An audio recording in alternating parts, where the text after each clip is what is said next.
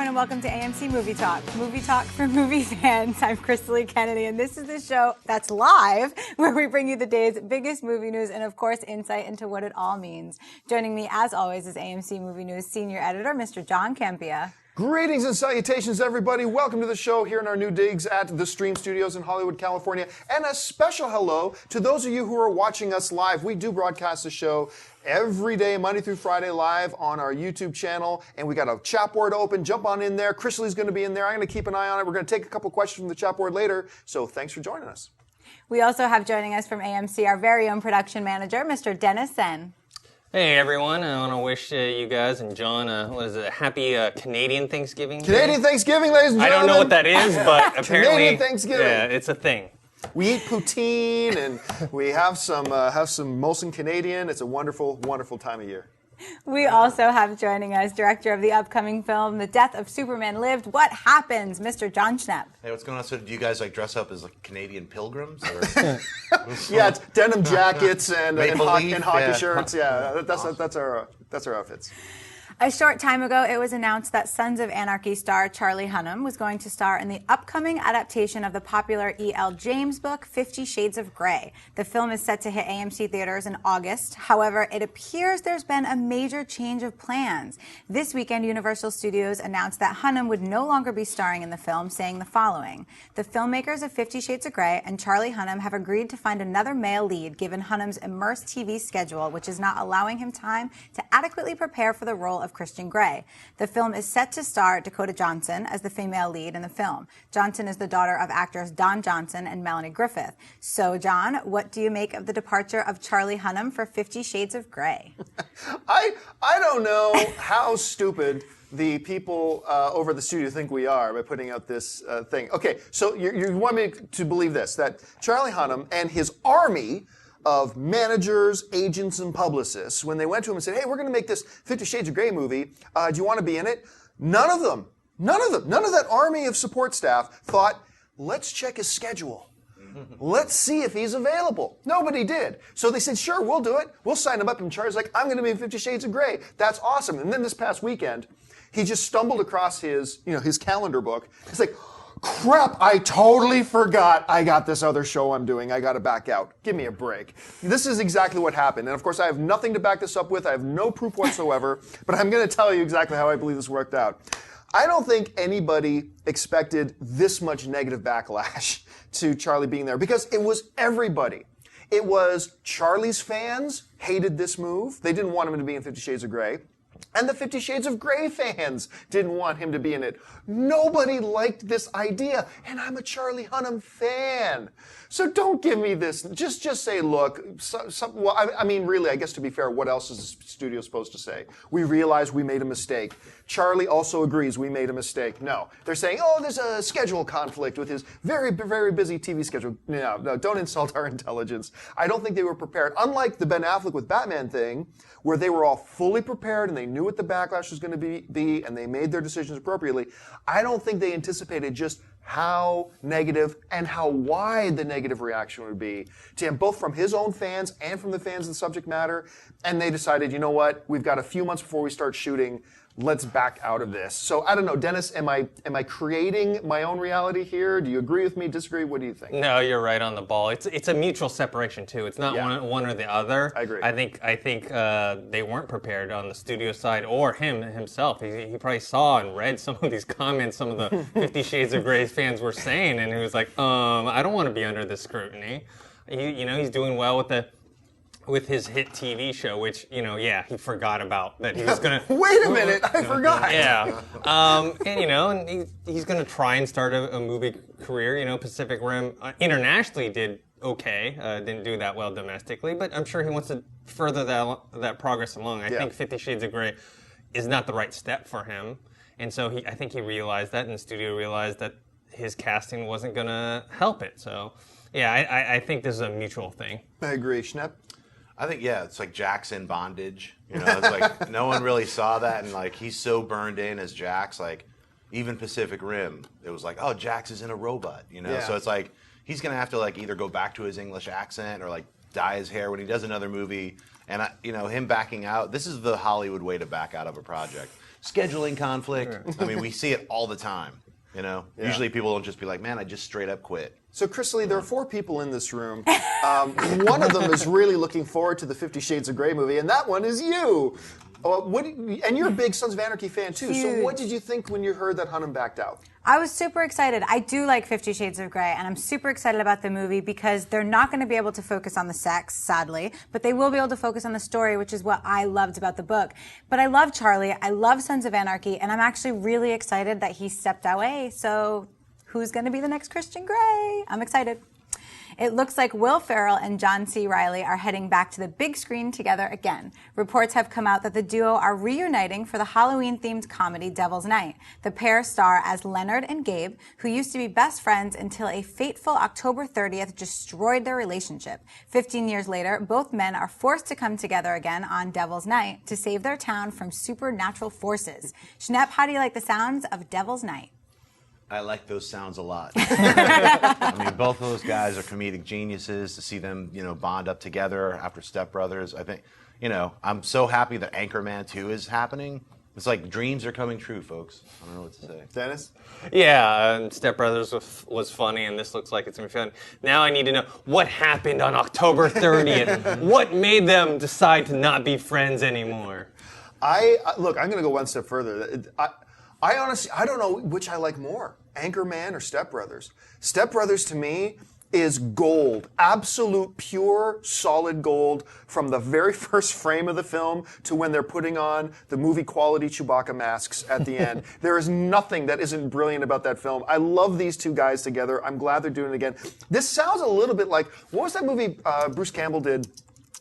My Name is Bruce, was that the one he did? Where he plays himself, Bruce Campbell plays himself, and like an ancient mummy starts attacking a city. So naturally people think, we have to go get the actor Bruce Campbell to come and save us. And he plays himself in the movie. This sounds a little bit like that, but overall I think this sounds hilarious. All right, folks, listen, we've reached that part of the show for Buy and Sell. Here's how this works. In front of her, Crystal Lee has a few other items in the world of movie news. She's going to run them down, and then Schnepp, Dennis, and I are simply going to say whether we buy it or sell it. So, Crystal Lee, what do we got? The new film Oldboy hits AMC theaters on November 27th. This past weekend, the film's writer and co-producer Mark Protasevich addressed the issues of many fans of the 2003 original Chan-Woo Park version, saying this remake should never be made. Mark replied with the following. What Spike and I often talked about was the idea of cover versions. Like, I love Neil Young's Like a Hurricane, but Roxy Music does a great cover of it, and I'm happy that both these things exist. If you feel that way about it, that it shouldn't even exist, there's nothing I can say or we can do that is going to change that opinion probably, because that's a very sort of fundamentalist belief. I just hope that perhaps there's a part of people who are open to the experience. Dennis, buy or sell these comments on the new Oldboy? Oh, I buy them. That doesn't mean that I think this remake of Oldboy is going to be good or not. That just means that the way he's describing how remakes should be interpreted, I think is a great analogy to cover songs of music, You have the original, if you love the original, and then the cover can be good, and you may like it. Maybe you might not like it as much, but you might still like it. Or it could be a flop. But at least if you're open-minded about it and give it a chance, then maybe you might be surprised. Schnepp, what do you think?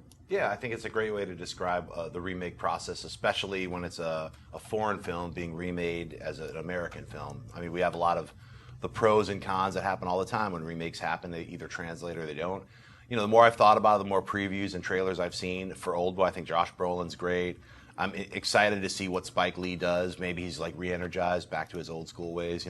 I think it's going to be a cool remake. A lot of people are saying, well, they can't do the ending. It's like, well, maybe they flipped it. Who knows? So I'm excited to see it, and I'm glad he put that out there, because I've been just yesterday. People were like, "Oh, that Oldboy." I was at a party, and people were, "Oh, that Oldboy is going to suck," and I was like, "I don't think so." So, I think you got to give it a chance. So. Yeah, I completely agree. I love these comments, and I love the analogy he brings up with comparing cover songs to remaking movies. Because it still stuns me how many people I talk to, and you bring up like All Along the Watchtower, and people actually think that's a Hendrix song. No, that was a remake in movie terms. Do you think, are you going to stand up and tell me that Jimi Hendrix never should have done his own recording of All Along the Watchtower? Of course he should have. We never would have had Battlestar Galactica if we didn't. I mean, but the same can be said about a lot of different songs, right? Some of the, what was that Johnny Cash cover that Cash did? I think it just... Trent Reznor's... Oh, yes, Hurt. Yeah. Like, are you going to look me in the eye and say, oh, Cash should have never touched that song? Come on, seriously? Are you going to say that, they never should have touched Scarface? They never should have remade. Really? It's one of the greatest films of all time, a lot of people consider it now. So, you guys have heard me say this before, but it holds true, and this goes with what he's saying. Remake anything, it doesn't matter. I mean, because if the new one sucks, who cares? If they remake Star Wars tomorrow, do you think I'm going to go home and my DVD of the original Star Wars is suddenly going to be scratched and corrupted because they did a remake? No, I'll still always have the remake. Who cares? So I've never understood, ever, and I never will. All movies are subjective, but this isn't a subjective thing. This is, to me, I will never understand the logic between some people saying, oh, don't touch that movie. Why? Why? Why not? We might end up with a great movie, like we did with John Carpenter's The Thing was a remake. We might end up with a great movie, and if it doesn't, who cares? We still got the original, so there's no downside whatsoever. I've never understood that logic. Anyway, Chrisley, what's next? It looks like it's another swing and a miss for Stretch Armstrong. Back in 2008, Hasbro teamed up with Universal Studios to produce a feature film based on their popular toy and even had Twilight star Taylor Lautner lined to star. The project eventually fell apart and was never produced. More recently, Hasbro tried again with another studio, Relativity Media, and scheduled the film to be released on April of 2014. That project has also fallen apart, as Relativity put out the following statement. Stretch Armstrong is an incredible character who will make an amazing movie, and we know that Hasbro has some new ideas that they're looking at. Relativity and Hasbro have a tremendous relationship, and we decided to focus on other projects. We look forward to continuing to work together. John, buy or sell Relativity's statement? I sell it. This is kind of like the same one with Charlie Hunnam. It's like, wait, okay, first of all, Stretch Armstrong, incredible character, and we know it is going to make an amazing movie. But as it turns out, we're not in the business of making amazing movies, so we're just going to go do something else. No, this was a matter of Relativity Media just realized, they looked and said, no, we can't make this work. Once again, that's just my interpretation of this. I have nothing to back that up with. So take that with a grain of salt. But this is a situation where it's like, this isn't coming together. We can't think of a way to make this work. And so we're going to get out of this. But we still want to have a relationship with Hasbro, which makes sense. Hasbro has some great properties that you can do some movie stuff out of. But no, I don't buy these statements at all. Schnapp? Right. Well, the backstory origin of Stretch Armstrong is so incredible. Giant muscle man who stretches, end. Then weird green creature from another planet also stretches. You ever punch a Stretch Armstrong? You will break your knuckles. Like as a kid, I remember you'd stretch it and then you had to pass on the pain, and someone else would be like, "Hey, go ahead and punch it." You'd be like, but then you'd tell your friend to punch it because you're like, "Oh, I did it. I got to get my friend to." So that's what they should make the Stretch Armstrong movies. It begins with like a little rubber guy getting punched and he comes to life.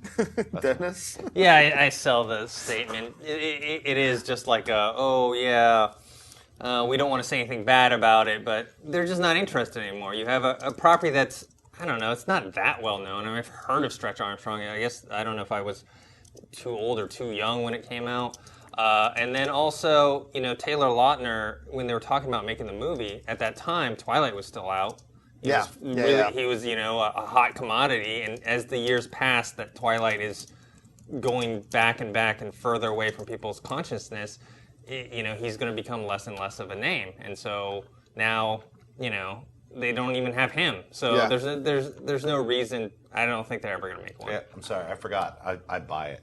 I think they should wait until they make it a comedy. That's what I want to say. I'm buying it. Make that little sound effect or whatever. All right, what's next? Actress Genesis Rodriguez has reportedly signed on to star as the female lead in the upcoming Kevin Smith horror film Tusk. Tusk revolves around a man who was once lost at sea with a walrus. When the man returns home, he puts out an ad for a roommate. The only thing this man asks is that his roommate wear a walrus costume and act only like an animal. Somewhere along the way, the film takes a darker turn. Rodriguez previously appeared in such films as Man on a Ledge, The Last Stand, and Identity Thief. Schnapp, buy or sell the sounds of Tusk? I buy it, but it's like somewhere along the lines it takes a darker turn. It's already dark. I'm looking for someone who will dress as a walrus and act like, that's already messed up. So That's exactly what I was thinking of wrestling. And then it takes a darker turn? What's going to happen then? Yeah, it's like everyone's circus animals, all furries. I don't know, but I can't really, I guess I have to buy it because this just sounds so crazy, but I don't know the actress because all three of those movies, you rolled Snake Eyes. I didn't see any of those movies. Dennis? I have to sell it. I like Kevin Smith, but I don't like really the sounds of this. And then also, he had mentioned, like, he was talking about the third Clerks film. He's like, my next film is going to be Clerks 3, and it's going to be my final film that I'm going to retire on, which by the way, I hate. I hate anytime like an actor, musician, or director says they're going to retire because it's BS. And now he's doing this movie. So, yeah, I don't know. I have to sell it. I gotta admit, this sounds so strange. This is only a film Kevin Smith could probably make and get away with it. The fact that it's a horse, but yeah, that whole, he wants you to dress up as a horse, and then it takes a dark turn. I don't know where to go now. Genesis Rodriguez, I'm gonna go on record right now. She is the sexiest woman in the movie business right now. She is just stunning. I have met with her and talked to her a number of occasions, and every time I get a little bit weak in the knees. Like, she's got that effect on people.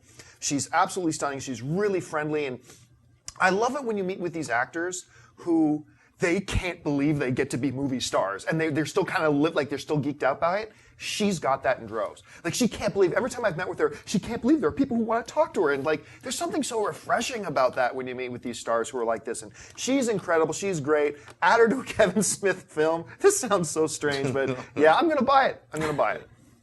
The weekend box office numbers are in, and it's another dominating weekend for the new Sandra Bullock, George Clooney film, Gravity. The film took the #1 spot again, making over $44 million, with the Tom Hanks film Captain Phillips coming in at #2 with $26 million.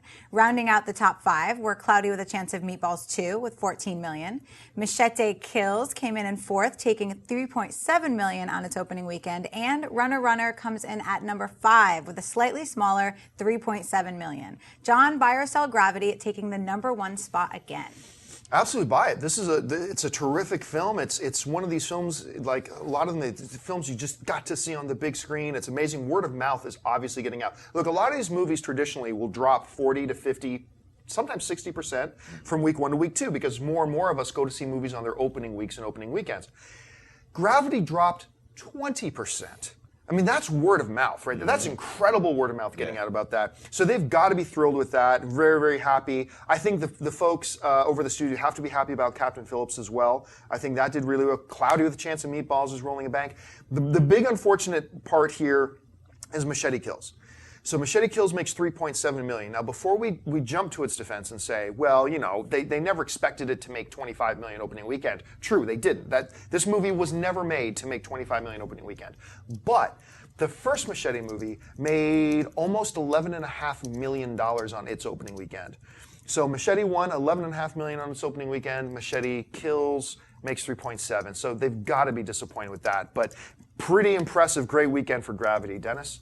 Yeah, I buy it as well. I mean, Gravity was a really good movie, and I think it's tailor-made to be seen on the big screen. I mean, I definitely recommend everyone see it in IMAX in 3D. I'm actually quite surprised at its success. I mentioned it before. I saw the movie almost a year ago, and when I saw it, I really liked it, and I thought, though, I don't think many people are going to watch it. Yeah. And I was wrong. Like, tons of people are watching it, people I didn't expect, It's kind of almost like the Avatar effect, where it's like, it's just snowballing. So, yeah, and Captain Phillips, I thought it actually would do a little bit better, but maybe people are getting fatigued with these kind of recreations of real-life event type movies, like Zero Dark 30 was, and Paul Greengrass had done United 93 before as well. So, yeah. Shep? I buy it. I just think the power of the word of mouth is the greatest example with Gravity. Because everyone I've talked to was like, I'm definitely seeing it, especially after all the buzz. And once it came out, and then people were like, oh, it's the buzz and more. You have to see, like I said, I've told everyone I know, you have to see it in IMAX 3D. So if you have to drive 45 minutes to see Gravity in IMAX 3D, do it. Because this is the kind of movie that's an experience to see. It's made for this kind of technology, and it's a great film. Captain Phillips probably failed simply because of the unexpected amount of word of mouth of Gravity. It didn't fail; it made a lot of money. But I wouldn't call it. Yeah, I'm just saying it didn't become #1 because of the holdover power of something that a lot of people didn't think was going to have that holdover power. Similarly with Machete Kills, I think that'll probably have about the same amount. My guess is the same box office next week as it did this week, because as Gravity goes down a little bit, we'll see. I mean, but I'm happy for Gravity's success. All right, folks, so listen, we've reached that part of the show for Mailbag. Listen, if you've got a topic or a question you would like us to address on the show, here's where you email us. You email us at amcmovietalk showtime@gmail.com. Now, every day we take a couple questions from the mailbag. On Saturdays and Sundays, we even have an AMC mailbag show where all we do is take mailbag questions. But anyway, right now, Chrisley's got a couple of questions pulled out of the mailbag. So, Chrisley, what do we got? I do, and I just want to address for you guys who are trying to watch us live, YouTube's having some technical issues, so there's been a lot of freezing, but the full show will get posted up later as well, so bear with us. Rocky Pikey writes, hello AMC Movie Talk crew. I know you guys get 1,000 of questions about the shared universes of comic book films, but what about other action movie franchises? Could you see other studios using a Marvel formula of shooting a couple solo action star lead films, then bring the main characters together in a single film, or does the shared movie universe only work with superhero movies that audience know exist together? You know what? On its surface, it sounds like a good idea.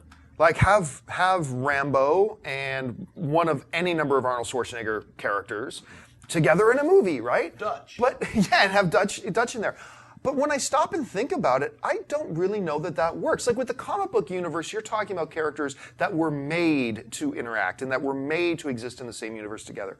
But I don't know, like any other type of genre, like 40-year-old Anchorman or something, I don't know that would work. Plus, every single movie has its own kind of unique feel and style and temperature, and then when you take that and you're going to try to mash it together with another movie or another character in another universe that kind of has its own kind of temperature, you know what, honestly, it sounds like a good idea, but really, I don't think it would work. Schnepp, what do you think? Well, a movie I've wanted to see for years, regardless of whether it would work or not, is RoboCop versus Terminator. They did it as a comic book, and it was great. And I was like, if you simply just use those 4 issues and adapt that, you'd have an incredible movie. No. Get a scriptwriter. Just use those comics. Use those comic book panels as storyboards, and you'd have an incredible movie. Frank Miller, Walt Simonson, a whole bunch of these artists and writers worked on it. You could go Aliens versus Predators versus RoboCop versus Terminator to make a giant super war. I mean, there's all kinds of things that you could do. Like action heroes, I'm not so sure about. I'm going more with the sci-fi forced franchise approach. But, it's been successful before with Aliens versus Predators. I mean, not like the movies weren't that great, but they did 2 of them. I don't think it's a bad idea. It's worth trying out. I don't know about like current heroes or like you were mentioning like 80s or 90s heroes, like trying to reboot them and then throw them together in an action team, or just do it straight up like the Expendables but use branded characters.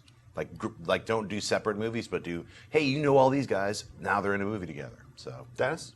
Yeah, I think in terms of having a good movie out of doing the solo films and then putting them all together, it could work. But I think from the studio side and the marketing side, it just doesn't make sense for them, because it's, unless you had like an action team that you already established, like let's say maybe like the A-Team, and then you had a solo movie for like Hannibal and a solo movie for BA and a solo movie for Phase, and and then you had the A-Team movie come together where everyone knows that they're supposed to be in the A-Team, kind of like with the Avengers.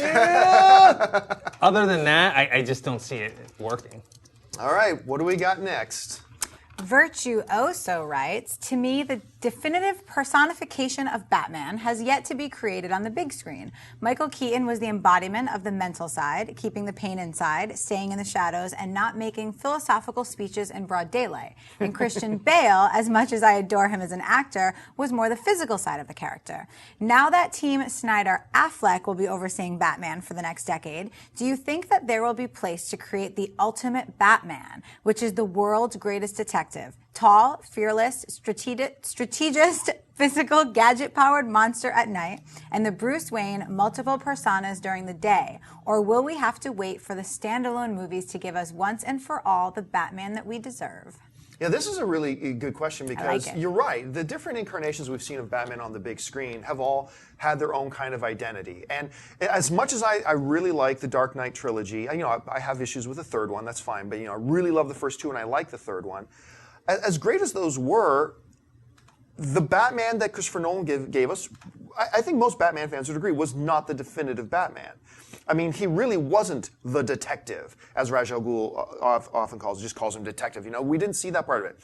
I believe the opportunity is there right now for Snyder and Affleck, whatever, to give us that definitive, to give us that ultimate Batman, to give us the most brilliant detective. We were talking before about him that I think when we get a Man of Steel 2, It'd be great if we saw flashbacks to the events of Man of Steel 1 and see that Bruce Wayne was actually present for a lot of that and figured out who Clark Kent really was before Lois did, before any of that. To give us those types of things, that he is that Dark Knight, that he is the most brilliant detective, that he is the most physically dominating human being on the face of the earth. I think we have the potential here to give us all of that and more. So now, will it work? That's the $5 billion question. Will it work? We're going to have to wait and see. We can't really know. I suspect it will, but we'll have to wait and see. It might be an utter disaster at the same time. Dennis, do you think the potential is there for us to get the definitive Batman there, or do you think it'll be better for them to focus on one of those characteristics of him? I think it's better if they just focus on fitting the character of Batman into the universe that they've created and the story that they've created, and not to try and pigeonhole him into what they think the fans want. And I think the question is a little troublesome, because then you get into this area where it's like, well, you think this about Michael Keaton's Batman, you think this of Chris Nolan's Batman, but then some people don't agree with you, and then maybe whatever they come up with, you may think is the definitive Batman in this new one, but other people are like, no, that's not it. So I think it's a really hard thing to do. I think the best thing to do is to serve the movie. Schnepp? Well, I think, the question's saying, is this new Snyder Affleck movie going to serve that version of his Batman, which is more so the comic book Batman, what he's describing. And I think it is. Affleck is the biggest Batman fan. A lot of people forget that he took on Daredevil because he was like, I'll never get to play Batman, so this is the closest I'll get. The dude built a Batcave in his house. In his house, he has a Batcave. 10 years ago, he physically built a Batcave. So he's a sweaty Batman fan. He's like, I have all the issues. He's like probably a bigger Batman fan than Nicolas Cage was a Superman fan. And Nicolas Cage named his son Jor-El. So Ben Affleck's all sweaty and working out and reading. And he's like, he's going to be a detective first, So I think, to answer your question, you're going to get your comic book Batman with Ben Affleck. So. All right, folks, so listen, we're going to take a couple of minutes now to take a couple of questions from the chat board. Now, YouTube's been having some issues streaming as we've been doing the show live, but I know a couple of questions did make their way in there. So let's see if Chris Lee's picked out a couple. I picked out one of my favorite ones that I've seen in a while. Uh-oh, here we go. Sorry ahead of time. The Crazy Newt wants to know, who do you think will get the first female lead superhero film, or a superhero film with a lead female supervillain?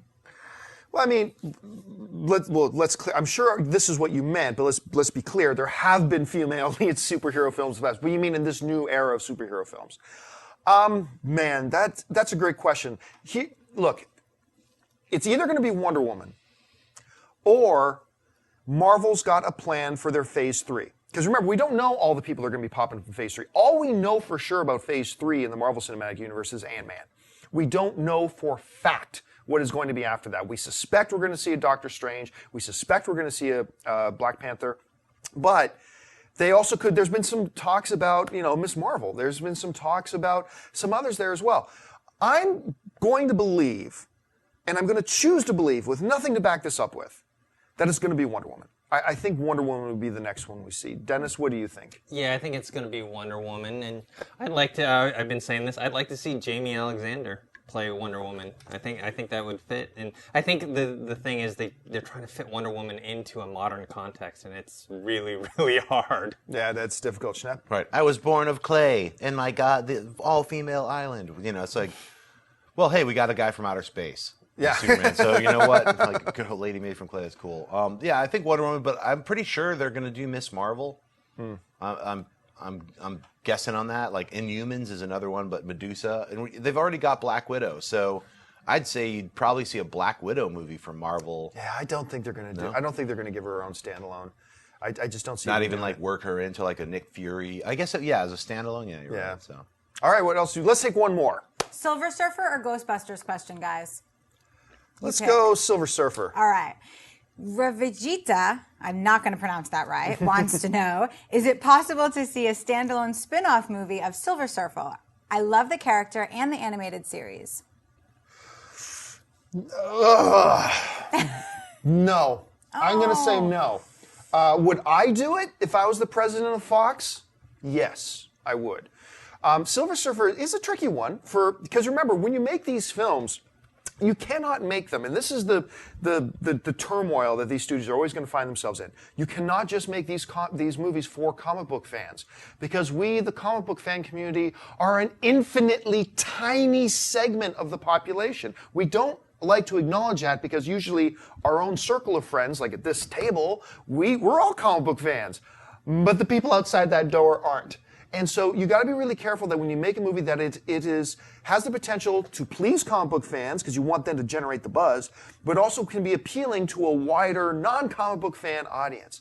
Silver Surfer would make a great movie, but there would be challenges there in presenting it to folks in a marketing campaign that will appeal to the it's tough. It's a challenge. Plus, I think Fox has some plans probably for him for their Fantastic Four Babies movie. I should probably refer to it just but whatever. I think they got plans for Silver Surfer. Maybe then a spinoff can happen down the road, but I doubt it. I doubt they'll do it. If I was the president of Fox, I would roll the dice and do it. I don't think they will, though. Dennis? I would love to see one. I used to read Silver Surfer when I was in high school, and I think it's a great story between him and Galactus, but I don't see it happening. I mean, the second Fantastic Four, they're going to look at that and be like, oh, it's the rise of the Silver Surfer, and it was, slammed and it didn't do that well, and, everyone's complaining. Also, it's a character that I think might be hard to get the audience to relate to. I mean, it's a guy that's like just silver, I think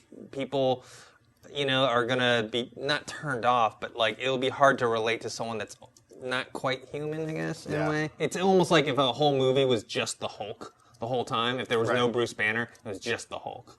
Well, I think it's the possibility is great. I would say make a Silver Surfer movie, but base it on him as a human being on his planet and what happens is he makes a deal with Galactus. Yeah. In order for his planet to not get eaten, he has to become covered in silver and go find other planets. But he has to also lose his love of his life, Shia LaBeouf. There's all these elements that can be the first 20 to 30 minutes of the movie.